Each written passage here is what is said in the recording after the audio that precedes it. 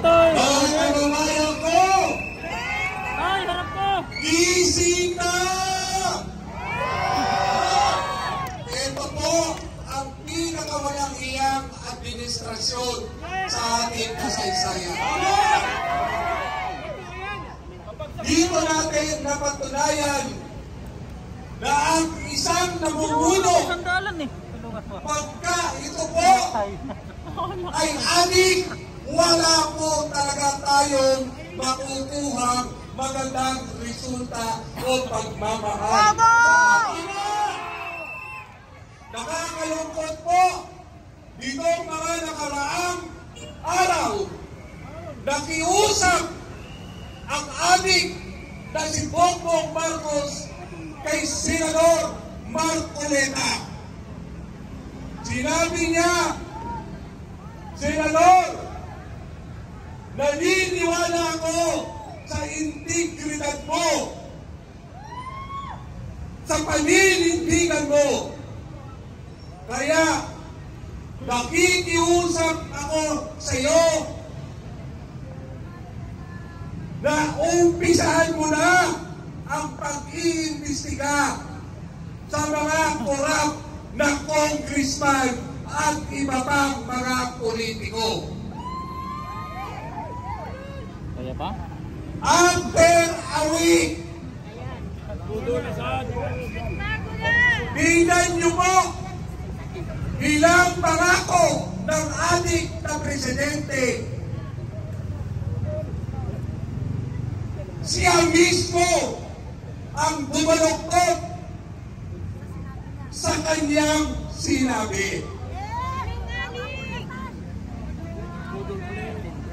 Kay Chief PNP Torre, ganon din ang sinabi niya. Panindigan mo, General Torre, tama ka. After ilang araw, palibhasa adik, tinalikuran ang matuwid at ang sinunod ang ahas niyang asawa. Alam niyo po, kababayan ko, 120 million Pilipinos, sinasamantalahan lang tayo ng mga iilang politiko. Ngayon po, ang tunay na problema ng bayang ito ay ang ating Bongbong Marcos na adik.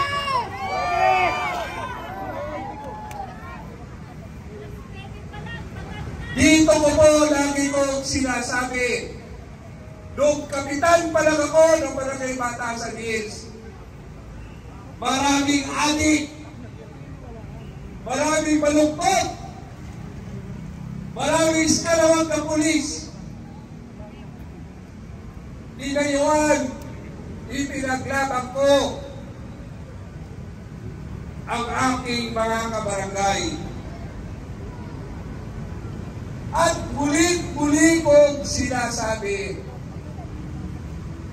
ang mga adik dapat din nalang tulungan.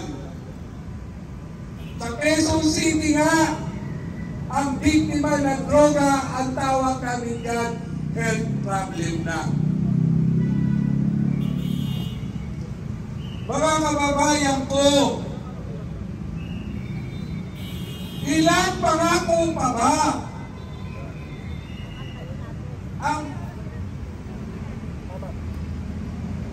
gusto nyong marinig? Ilang bigong pangako. Dito natin mapapatunayan, tama, si President Duterte na ang salot sa bayang ito, salot sa pamilya, ay droga. Tamo! Pag may ating kang membro ng pamilya, lahat kayo mamumroblema. Pag wala nang manakaw sa pamilya, sa kapitbahay na nagnanakaw. Tamo! Pero itong adik na presidenteng ito, naiiba sa lahat ng adik.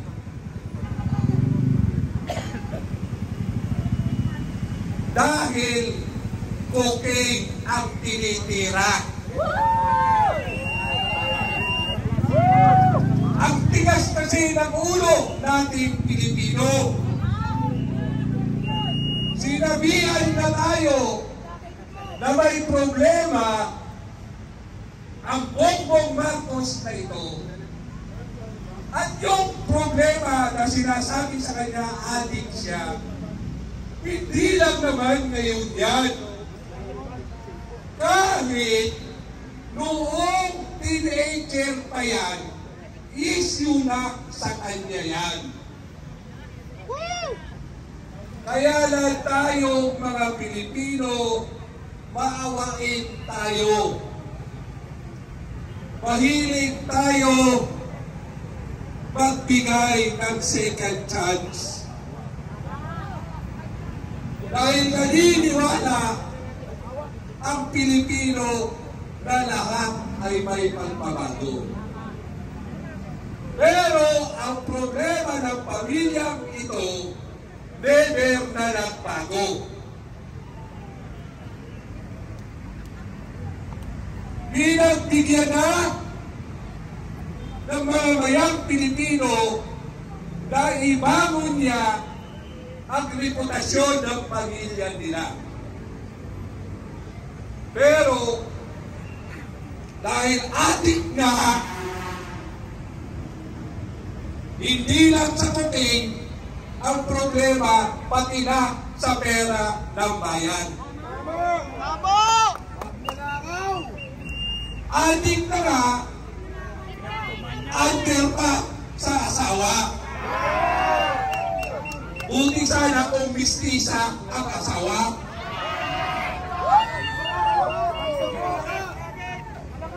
Putang inang yan. Ano pa bang katibayan ang hinihintay natin para tayo magising? Ito pong panahon na ito, hindi politika ang pinag-uusapan natin. Ang pinag-uusapan natin, ang kawalang-hiyaan, mga anomalya at pagnanakaw sa pera ng bayan. Kayong lahat dito, dinakawan tayo ng pamilyang ito at ng mga congressman na sa pamumuno ng walang hiyang Speaker Romualdez Rayhan.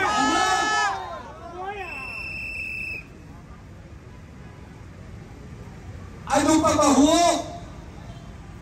ang gusto niyong mangyari? Kahit sa ibang bansa, wala na tayong dignidad.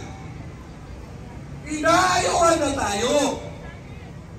Yung South Korea nga, binabawi na ang pagpapahutang sa atin dahil baka hindi maka kumiti na nakawin na naman nila. Tama! Bayan ko, kababayan ko, gwardya ka man, pulis ka man, ordinaryong tao ka man, lahat tayo nagbabayad ng VAT. Yung mga VAT na yan, yan ang nilanakaw nila. Ano pa ho ba ang pahirap na kailangan natin para magising tayo?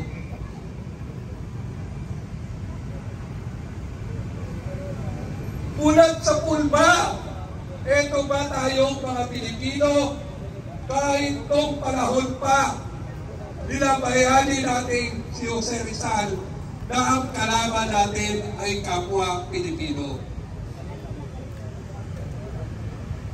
Sana po magising na tayo, alang-alang pa lang sa anak at sa susunod na henerasyon. Almost 19,000 na politiko against 120 million. Ang kulay na salot ng bayang ito, kaming mga politiko. Lord, kunin niyo na sana kami lahat.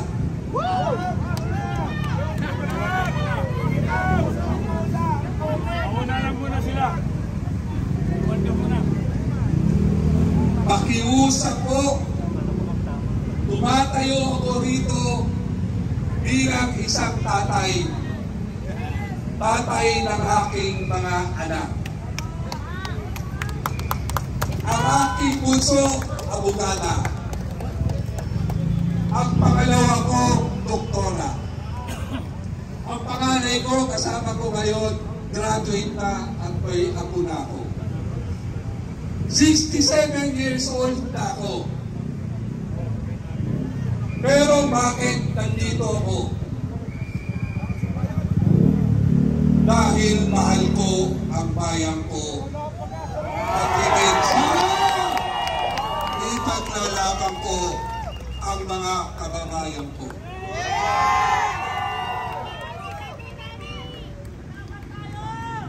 Ang pagbabago ko ay kailangan nating lahat na pagkilos. Tandaan nyo,